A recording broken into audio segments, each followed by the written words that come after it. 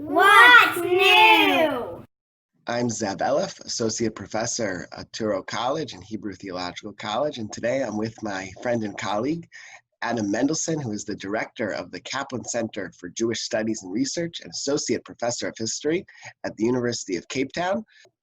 Professor Mendelsohn's rag race is particularly important for this What's New segment of our micro episode series because in that book and so much of your scholarship generally has leveraged and taken a deep look at the Civil War, not necessarily as a military, not at all as a military history, but demonstrated how the Civil War in particular and all American wars have impacted all people in the United States, Jews included, but there's something about the Civil War that has shifted and changed motifs and directions for American Jews and American Judaism. That's what you demonstrate in an award-winning rag race. And thank you so much for coming. Thank you, Zev. So what is it about the Civil War and scholarship on the Civil War that has historians of American Jews returning to it and almost digging through it and unearthing new treasures, new materials to better understand 19th century American Judaism? Thanks. It's a good question. I think that you're right that there's been a wave in the last decade, let's say, of interest in the war. That some of it, of course, is tied with the sesquicentennial. So, it takes 150th anniversary for a reappraisal of the subject. And I think that one of the things that the sesquicentennial did was to illuminate how little we actually knew about the war and about Jews in the war. That we still relying on Bertram Korn's work, which is still very good, but it's dated. Another book though that since the 1950s is still so readable and hasn't, while dated, not yet been replaced. Yes, it is. You're absolutely right. And not just his book on the Civil War, but likewise his scholarship on slavery too. I mean, that's what I'm so struck by, in that when I've taught slavery and Jews and slavery in the United States, I still fall back on Korn because it tells you that there has been scholarship since, but both the Civil War and slavery have been subjects which hadn't got their due from American Jewish historians. So I think that certainly the sesquicentennials remind us of exactly this. This is a topic which was overdue for a reappraisal, and obviously a topic which has episodes which Jonathan Sahn has written about and others have written about, which are noteworthy for Jews. That grants at General Orders Number 11, the issues around the chaplaincy during the war, but beyond that, we didn't really know that much. So there has been a variety of books which have looked directly at the war. So certainly I'll include Robert Rosen's study of Jews in the Confederacy here, but other works like Gary Zola's book about Jews in Lincoln, Jonathan Sahner's own book about Jews in Lincoln, Jonathan's book about General Grant's expulsion of the Jews and its long aftermath. So those who've dealt directly with the war, but then there are others who I think have taken a broader view as well and thought about, or beginning to think about, how the war and the massive disruptions and changes wrought by the war have a long imprint later on in the century for American Jews. So I'm thinking here of your work as well, that's thinking about how the role of rabbis shifts in the aftermath of the war, and certainly it gives an opening for this to happen. Certainly my own work, which you mentioned, the rag race, which thinks about the economic impact of the war that as this transformational moment, which positions Jews by accident within a key sector of the American economy, that they're able to ride a wave which is launched by the war, and works of this kind. I think that there are a number of people who've revisited and its impact more broadly. There are those two, I should say, who have written about the 1870s but relatively few of them as well. I think that that's the other issue here. Other thing which is going on here is that that's the other field, other area which about, which in other words, what is what goes on before Eastern European Jews arrive in America. And there's, again, very, very little scholarship on that area. And so again, I think that's part of this phenomenon here, that your work, my works, and work by, older work actually by Tobias Brinkman, for example, has looked at, these lost decades in American Jewish history, which we know relatively little about. And again, Leah Fishbane was working on exactly this question. Again, Jonathan Sarna wrote an important article, again now many years ago, again thinking about this post-war period as a period of transformation in American Jewish life.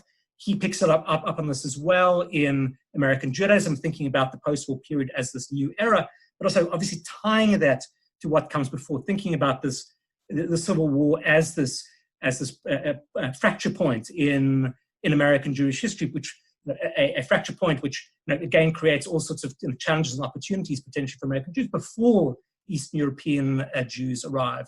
So I think that's this explains it. That's certainly an interest in the war and an interest also in the aftermath of the war, and then this new interest, I'd say, over the last 2 decades in war too. That Jessica Cooperman's work, Deborah Dash Moore's work on Jews and war, Derek Penslar's work on Jews and war. Again, all of this is part of this broader phenomenon that to rethink war as a moment or as an experience which is transformative in a variety of ways.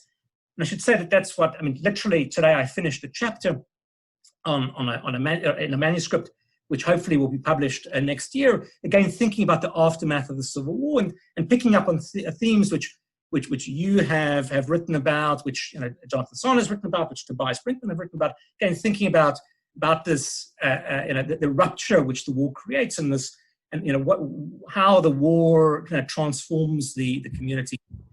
So, and here again, I'd add one more layer to our conversation, which is that it's what I see us doing is very much what scholars of the Civil War more broadly have done too.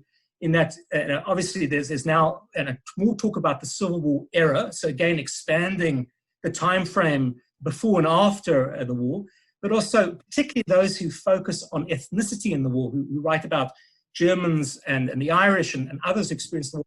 Again, there's a lot of this work is about how not so much the experience of Irish or German soldiers during the war, though there is a literature on that too, but again, thinking about legacies and thinking particularly around these questions of citizenship and nationalism and internal transformation within the community. And those, again, are themes which I'm thinking about, and as I said in this chapter, which I've just completed now, that how does it actually change the nature of Jewish life, in the decades that follow. What's interesting is that there's a whole group of scholars who they'll focus, when they think about American Jewish history, of 1881, where the Tsar is assassinated, which spurs a whole great migration. The population of Jews in the United States spikes really, from 250,000 to 1 million between 1880 and 1900, 3 million, 4 million by 1920. And they look at it and they say, why bother with researching anything before 1880? The argument that the Civil War is this pivotal fulcrum in the history of American Jews, therefore, suggests otherwise. But as you point out, there are only 20 years to evaluate and demonstrate how the Civil War was a transformative period, which very quickly had to be not disrupted by, but modified by that wave of migration, 1880 and beyond, which makes it all the more curious in the ways in which the Civil War and the Jewish experience, because of this wrought by the Civil War, why it's so important. What are those elements of cultural, religious, social history that scholars have looked at, and where is there room to grow and move forward? Okay, it's a very good question, and as I said, I've literally been thinking about this in the last few months. So I'm always happy to answer that question.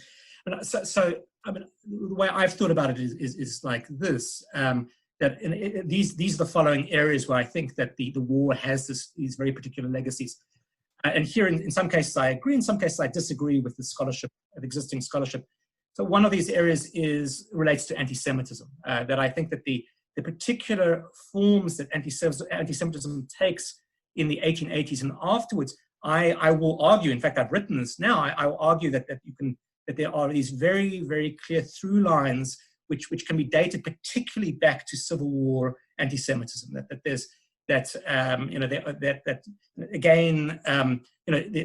interesting new scholarship rethinking about Gilded Age anti-Semitism. There was that roundtable in the Journal of the Gilded Age around exactly this question, and I agree and disagree with those who contributed to that roundtable. But one of the areas where I agree with them is that certainly the Jews are a good fit or bad fit for the anxieties of the Gilded Age. That's the idea, all sorts of worries about industrial capitalism and about mass immigration that Jews fit at that moment in time. And this is a point made very well in that roundtable by Eric Goldstein, where I add to their work, and I think that there's more work which could be done, is that I think that those particular anxieties, that the reason why these anxieties attach to Jews particularly well is what happens in terms of prejudice during the Civil War, that the particular ideas which develop in wartime in a way go underground, become subterranean for a while, but then are easily mobilized again in the 1880s. So I think, okay, that's one area, anti-Semitism. The other area where I think that there is a very important through line is one which I've wrote about in The Rag Race, which is, again, the economic impact of the war. And I wasn't the first to make that argument, but again, Hasia Diana actually made that argument many years ago, that the war does have this significant economic legacy. I think I demonstrated how the war, and particularly when it came to the dry goods business and the clothing trade, that Jews were sort of pushed ahead, catapulted ahead by the Civil War, and that the fact that an earlier generation of Jews had made good during and after the Civil War was then profoundly important once Eastern European Jews arrived. So I think that the economic legacy of the war is another one of those areas. A third area which I think is very important, and I'm not the first to write about it, but I've written about it and haven't yet published about it, but I think it relates to ethnicization. That I think that one of the interesting things which happens during the war, and Tobias Brinkman has a range of articles about this which come out of his dissertation, that I think one of the things which happens is that there's a coalescence of community after the war. The war speeds this in a variety of important ways. I don't want to spoil my thunder for a book chapter, but this is one of my key arguments, and that again, that in a way, the formation of our sense of American Jewry comes out of the war. And it'll become, as I said, I'll explain this better in the book, but this is my one of my arguments too, that in a way the war creates a sense of American Jewishness, or a sense of community amongst American Jews. You've obviously made an argument in your book to Rule the Synagogue about religious impacts as well. So I think that's another area. Jonathan Sonner in American Judaism makes an important argument about the sense of a new era, a sense of confidence in particular after the Civil War. Actually, I disagree with that. My interpretation is exactly the opposite. I do agree that there's a sense of that there's a sense of change after the war, but I don't see it as being a case of confidence. I see it as actually being driven by a sense of crisis out of the war. But again, but I see the same phenomenon. I just explain it, understand it differently. And then I'll add one more area too, which is I also see a long-term legacy of the war, which is in a way in our own profession as American Jewish historians. I think that one of the things which comes out of the war, again as a legacy, it appears in the 90s, but a lot of the interest is, or at least some of the interest is focused on war, is the American Jewish Historical Society emerges, is created, and that project to me and other projects around it are in response to obviously a variety of things that anti-Semitism in the 1880s, 1890s, a desire to Jewish rootedness in America, but to me the proving ground for that project of proving that Jews are rooted in America, we have a long history in America, that we are we can be loyal to America, we are good citizens. The proving ground is the Civil War. And again, here in Simon Wolf's book in 1895, Jewish Patriots, Soldier and Citizen, is part of that project. But I think it receives particular attention because to Americans at that time, and not just Jewish Americans, but to Americans more broadly, the Civil War is the foil for their age. They're living in this Gilded Age moment when everything is seen as materialistic, as excessive, as corrupted, as imperfect. And what they do is they look back to the Civil War, this imagined Civil War era, as exactly the opposite, as this age which is pure, gallant, chivalric, all these things. So there's a sort of a fantasy around that, and Jews are mirroring that back to them as well, that they've created their own myths around the Civil War. And Simon Wolf is part of that myth making, but others are too. And if you look back again at those early issues of the publications of American Jewish Historical Society from that early period, there's a lot about the colonial period there, but there's also a lot about the 1860s, about Lincoln and the Jews. This early again myth making on. Simon Wolf has an article. There are other articles which I don't think by any accent are focused on the Civil War. So I think that in a way the genesis of American Jewish history as a field, again in this amateur guise early on, is rooted in this sense that if we want to be taken seriously as Americans, and if we want to demonstrate our loyalty as Americans, we need to prove that we certainly have colonial roots, but that we also have this, we served, and that we were gallant and noble and chivalric like everyone else, because that's the in living memory, that's the marker of being a good American. Thanks for clicking and learning. And here are some links to related videos. And subscribe. Don't miss out to making meaning of the past in the present for the future.